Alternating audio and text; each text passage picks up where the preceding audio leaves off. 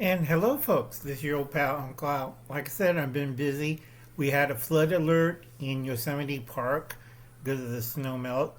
Do not use the rivers around here in central southern the valley from Fresno to Bakersfield. Do not use any of the rivers. We are serious about it. If you get caught, you will be fined and thrown into the county jail for 2 months.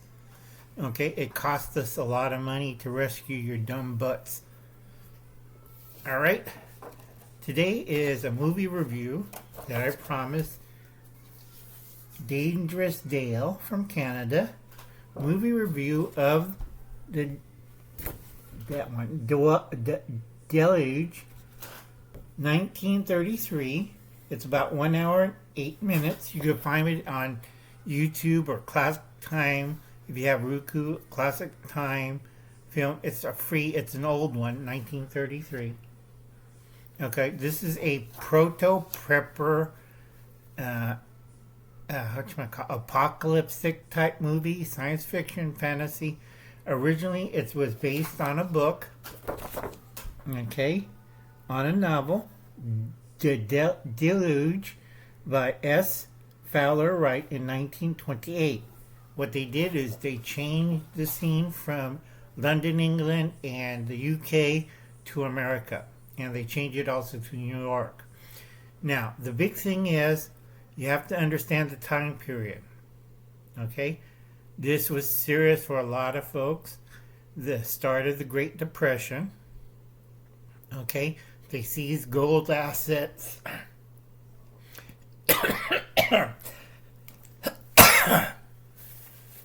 Seized gold access, the stock market crash, banks were closing, perfect time for a disaster movie.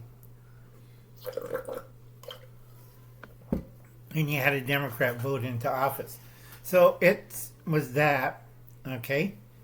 You have to watch the movie. It's a short movie. It's black and white, but it was a basis for all prepper and disaster movies. But again, you have to understand the thinking. By 1926, a lot of people were already had the technical waves. By that time, from 1926 to 1933, people had flush toilets. They had some kind of refrigerator or ice box. They had radio, and they had a telephone. Okay, that was big back in those days. Now, they had AC, but it was like in movie theaters, or this also was the first movie theater had AC that drawed in people. And it based everything on New York. Okay? 1926 was a big change period for a lot of technologies. You had the airplane, you had airships, you had aircraft carriers, ships landing at sea. You had all this stuff appearing. It was like the 30s was this bright, technical events. We had 1926, you had all this stuff coming in, and then all of a sudden, the 30s, it's going to be a miracle world. Boy, that was a disaster, wasn't it? You had the Great Depression, you had wars around the world, you had the fascists, communists, socialists rising and shooting up the place. Okay? Remember, that's the movie. It's going to be listed down below. Gotta get rid of the damn bugs. And check it out. Now, a lot of things in the movie, like the main character, back in the 20s, they had a lot of stunts and people doing records or influencers and getting everybody to do stuff. Those people are still thinking in the 1920s. Roaring 20s, you had flappers, people try all sorts of stuff, fascism, communism, people getting away from the farms, going to the big cities, doing all sorts of weird things, illegal booze, smoking. That was just the women. Okay? And then, everything went during the 20s came to abrupt. By 1926, new technologies come in. All right, just flooded the market. Turn around, there's a new invention, or You had a telephone in your house. Instead of going halfway down the neighborhood and using the collect phone on a primitive crank up, you just drop a dime and you got a phone. Or if you want to hear the news, instead of going to a place where they have one radio, you had a radio in your house. Or you have a gas stove. Or you have a refrigerator or an ice box. Wow. Okay? Same thing goes with camping equipment and survival equipment back then. A lot of people, especially hunters, were still ingrained in the Old West. They had revolvers, they had lever action rifles. Because semi-automatics, because turn of the century, they had semi-automatics and they had bolt action rifles, which was expensive, and most people thought they were weapons of war. Not the old lever actions. If you study the first Mexican revolutions, there was 3 of them in a certain time period. That's a whole different video I have to do. But they'll discuss a lot of people in both armies were using either bolt action, single, or they were using lever action rifles. They did have semi-automatic rifles. They did have early forms of gas-powered rifles, recoiled rifles, shotguns, stuff like that. But the main 2 was either bolt-action rifles came later or lever-action rifles. Okay? So that was still popular. Bolt-action and the early autoloaders would kind of look at disdain because you can find the spare parts or the ammo, and you had your old trusty granddad's lever action, or you had the single shot. That always worked, not a problem. Okay? And you'll see this in the movie. Another thing is, back then, a lot of the survival equipment were based out of after World War One and the early camping days. So if it wasn't canned and if it wasn't in a crate boxed up, you didn't eat. Okay, there was no going to the market and get fresh stuff. You know, unless you have it in a glass jar, dried, or at home, you don't eat. Okay, that was another thing.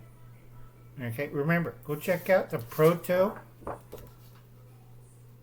Prepper movie. You know what I'm saying. Deluge, 1933. Okay, I read the book. That's more, how can I say it, more realistic, because back then people were experimenting a lot of things, drinking, smoking, taking drugs, homosexuality, you name it, go down the line. And also gangsters. Now, those people who did survive the massive earth change and tidal wave, you have the clean cut guy, all right, wears a shirt, clean cut, and then you have, you know, people that like, oh wait, aren't they homeless? Or, oh wait, aren't they homesteaders? Everybody had a beer, Henley shirt, or wearing overalls. Okay? A lot of people didn't like it. But it had mixed reviews. It did wonders in the cities, lousy in the rural areas, because they thought we're looking down at people. And the other thing is, a lot of people who survived were away from the cities. Okay? You got to understand this. You know, I keep telling people they didn't go into the woods. That's another film I got an analogy I have to tell people. People rush into the woods, and you know what? They die. Okay? So anyway, go check out this movie and see it, how it goes through, and see what happens. A lot of people prepare. Okay? A lot of people like, whoa, this house is strong. Yeah, until it gets demolished and you have to find someplace else to live.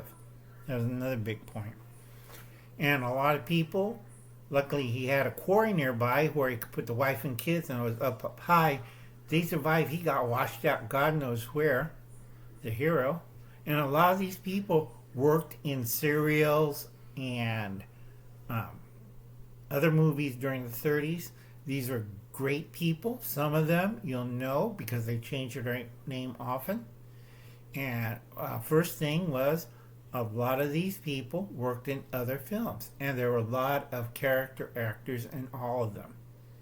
Okay, and if you notice, a lot of the older guys, and this was done the best, they reused it many times. Forrest Ackerman did it in Italian in 1962 and shipped it off.